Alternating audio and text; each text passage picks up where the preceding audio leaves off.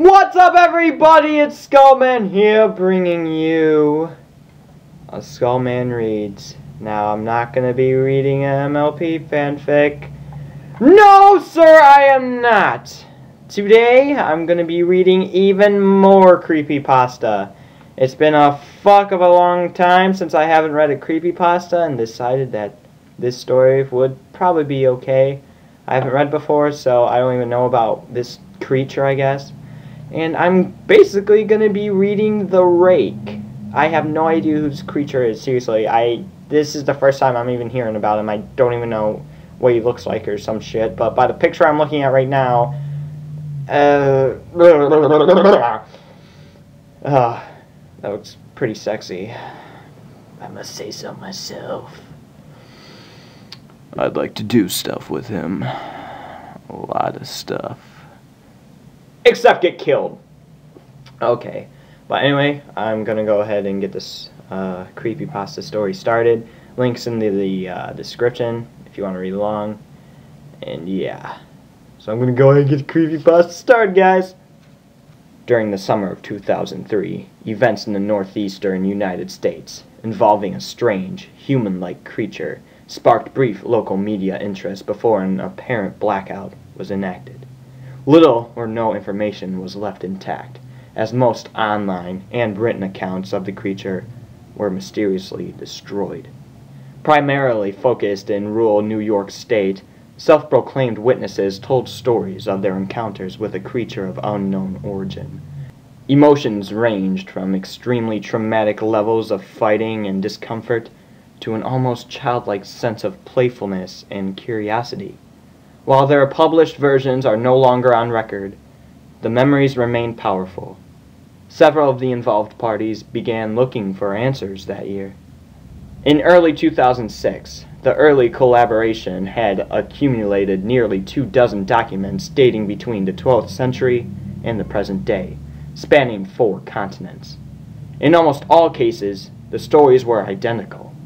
I'd been in contact with a member of this group and was able to get some experts from their upcoming book, The Rake, A Suicide Note, 1964.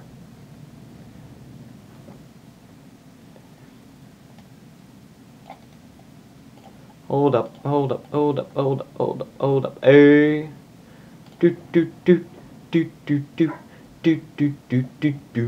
Hey. Hurry the fuck up. Sound, speech, and auto devices, bitches. I gotta decipher this word. Bitch. Come on, speech! Damn you, speech! Let's hear that amazing voice, Microsoft Sam! You have selected Microsoft Sam as the computer's default voice. You're so sexy, my friend. You are so sexy. Now tell me what the fuck this word is. ASS? Oh shit. Damn it, speech. ASS UAGE. Assuage. Assuage? Assuage. Assuage? What? That doesn't sound right. Alright, whatever. As I prepare to take my life, I feel it is necessary to assuage any guilt or pain I have introduced through this act. It is not the fault of anyone other than him. For once, I awoke and felt his presence. And once I awoke and saw his form. Once again, I awoke and heard his voice and looked into his eyes. I cannot sleep without fear of what I might next awake to experience. I cannot ever wake. Goodbye. Found in the same wooden box were 2 empty envelopes addressed to William and Rose, and 1 loose personal letter with no envelope. Dearest Linny, I have prayed for you. He spoke your name. A journal entry, translated from Spanish in 1880. I have experienced the greatest terror. I have experienced the greatest terror. I have experienced the greatest terror. I see his eyes when I close mine. They are hollow, black. They saw me and pierced me. His wet hand I will not sleep. His voice... Unintelligible text. Uh-oh. A Mariner's Log, 1691. He came to me in my sleep. From the foot of my bed, I felt a sensation. He took everything. We must return to England. We shall not return here again at request of the Rake. From a witness, 2006. 3 years ago, I had just returned from a trip from Niagara Falls with my family for the 4th of July. We were all very exhausted after a long day of driving, so my husband and I put the kids right to bed and called it a night. At about 4 a.m., I woke up thinking my husband had gotten up to use the restroom. I used the moment to steal back the sheets, only to wake him in the process. I apologized and told him I thought he had got out of bed. When he turned to face me, he gasped and pulled his feet up from the end of the bed so quickly his knees almost knocked me off of the bed. He then grabbed me and said nothing. After adjusting to the dark for a half a second, I was able to see what caused the strange reaction. At the foot of the bed, sitting and facing away from us, there was what appeared to be a naked man, or a large hairless dog of some sort. Its body position was disturbing and unnatural, as if it had been hit by a car or something. For some reason, I was not instantly frightened by it, but more concerned as to its condition. At this point, I was somewhat under the assumption that we were supposed to help him. My husband was peering over his arm and knee, tucked into the fetal position, occasionally glancing at me before returning to the creature. In a fury of motion, the creature scrambled around the side of the bed, and then crawled quickly into a flailing sort of motion right along the bed until it was less than a foot from my husband's face. The creature was completely silent for about 30 seconds, or probably closer to 5. It just seemed like a while, just looking at my husband. Then the creature placed its hands on his knees and ran into the hallway, leading to the kids' room. I screamed and ran for the light switch, planning to stop him before he hurt my children. When I got to the hallway, the light from the bathroom was enough to see it crouching and hunched over about 20 feet away. He turned around and looked directly at me, covered in blood. I flipped the switch on the wall and saw my daughter, Clara. The creature ran down the stairs while my husband and I rushed to help our daughter. She was very badly injured and spoke only once more in her short life. She said, "He is the Rake." My husband drove his car into a lake that night while rushing our daughter to the hospital. He did not survive. Being a small town, news got around pretty quickly. The police were helpful at first, and the local newspaper took a lot of interest as well.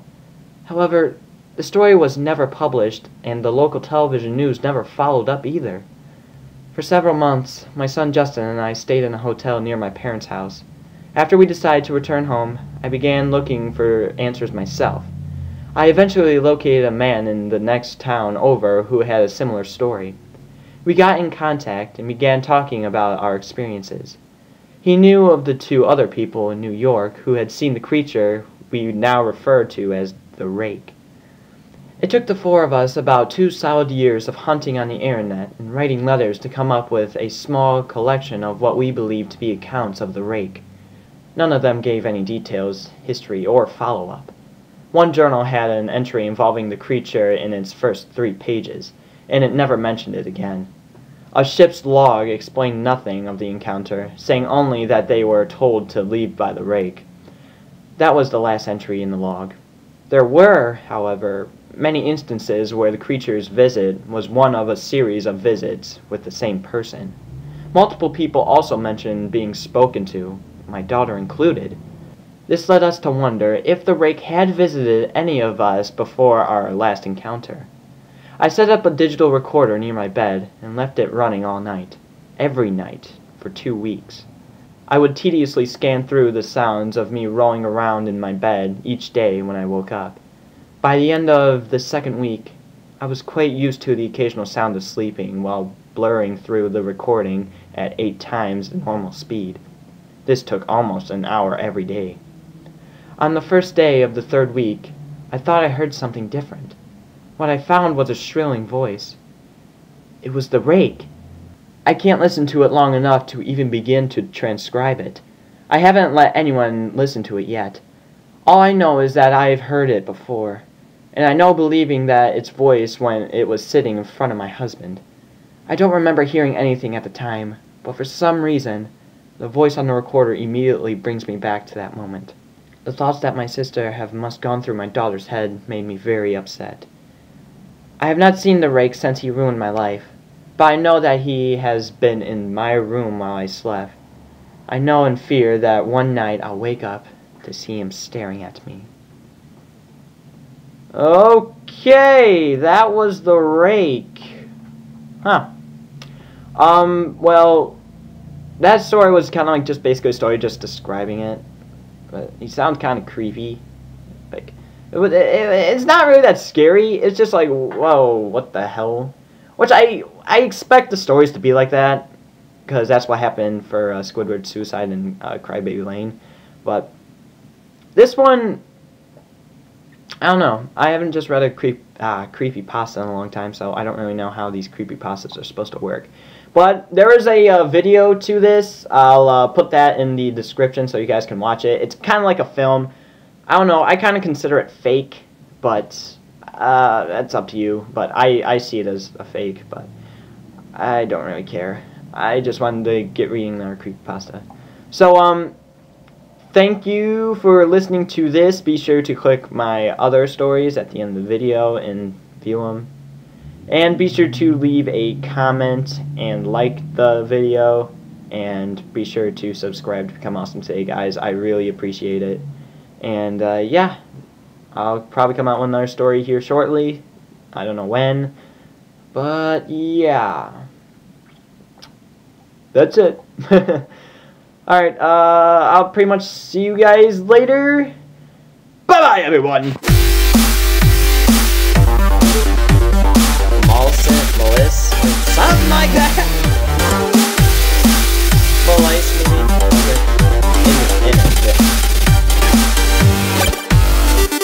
I didn't even know what the fuck I was doing. I opened my eyes and looked around the room. No one was fucking